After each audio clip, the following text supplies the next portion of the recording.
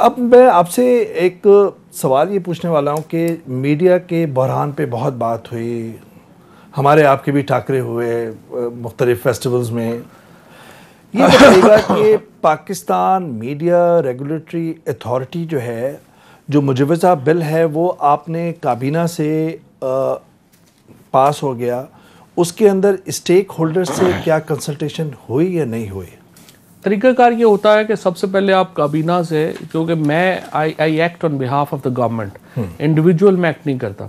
सो जो भी आइडिया होता है उसको पहले आपने काबीना के सामने पेश करना है, काबीना से अप्रूवल लेनी है, उसके बाद आपने स्टेक होल्डर्स के पास जाना है।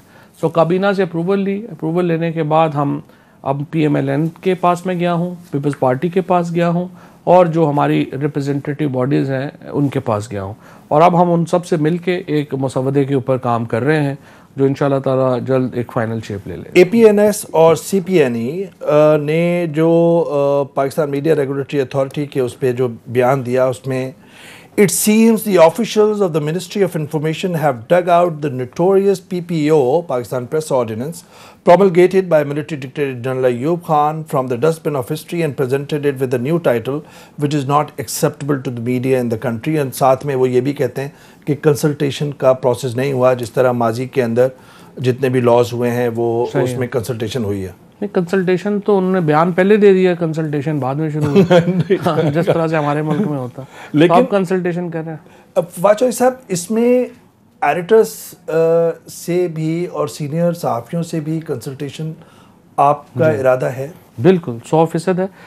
मैं इसमें जो हमारे सारे मीडिया है, आप हैं, बाकी दोस्त हैं, उनके साथ बिल्कुल मैं कंसल्टेशन एक मोड जो है वो रखने लगा हूँ। बुनियादी तौर के ऊपर देखें, आइडिया क्या ये है फ्रेंकली कि ये technological advancement has taken over all the regulatory bodies. Digital media, आपका जो मोबाइल फ़ोन है वही आपका TV है, वही आपका अखबार है, और वही आपका डिजिटल मीडिया है। सो अलग-अलग की तो कोई तुक ही नहीं बनती।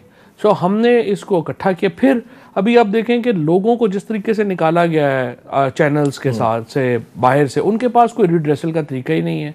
सो आपने उनको भी रिड्रेसल देनी है। लेकिन सर, जो पाकिस्तान मीडिया रेगुलेटरी अथॉरिटी का जो मुजवज़ा बिल है, जो मैंने जिसका मुताला किया है, उसके अंदर वो सेफ्टी वॉल तो नहीं है कि लोगों को अगर जबरी तौर पे निकाला जाएगा, जिस तरह हमारे मीडिया ट्राइब्यूनल है ना, ट्राइब्यूनल हम बना रहे हैं, ट्राइब्यूनल बना रहे हैं। लेकिन एक और उसमें एक जो है वो लेकुना जो नज़र आता है कि प्रिंट और इलेक्ट्रॉनिक मीडिया को साथ नहीं है, कोई लेकुना नहीं है प्रिंट में और इस वक्त डिजिटल मीडिया में फ़र्क ही नहीं रह गया।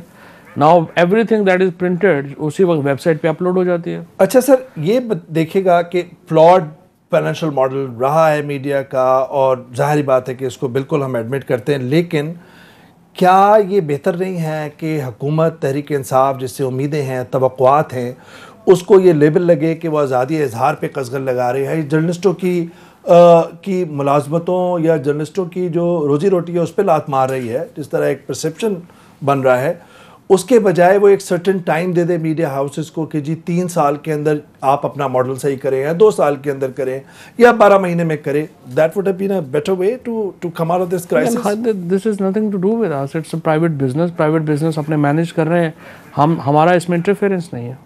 तो सर, आपकी नज़र में मीडिया बहरान का हल क्या है as an information minister? Media बहरान तो देखें, सबसे इम्पोर्टेंट बात, मैंने उस दिन CPNE की भी मीटिंग में ये बात करी थी, हमारे यहाँ एक रिसर्च पेपर नहीं अवेलेबल कि हमारा मीडिया का जो बहरान है उसकी वजूहात क्या है, हमारा फ्यूचर क्या है, हमारा जो डिजिटल इम्पैक्ट है वो क्या आएगा, एडवर्टाइजिंग का आगे जो हमारा जिधर जा रही है वो किधर आएगी। तो मैंने उनसे कहा है, अभी मैंने पैमरा को भी कहा है, अभी मैंने अपने कुछ लड़कों को भी कहा है कि आप मुझे कुछ रिसर्च तो करें। आपने फेसबुक से भी अब कहा है कि पाकिस्तान के अंदर आएँ, और बिल्कुल फेसबुक को हम कह रहे हैं कि वो यहाँ अपना ऑफिस खोलें। पहली बार हमने डिजिटल एडवर्टाइजिंग को अपनी एडवर्टाइजिंग मॉडल में शामिल किया है, और अब जो हम हुकूमत पाकिस्तान है वो डिजिटल एडवर्टाइजिंग में भी जाएगी। जिस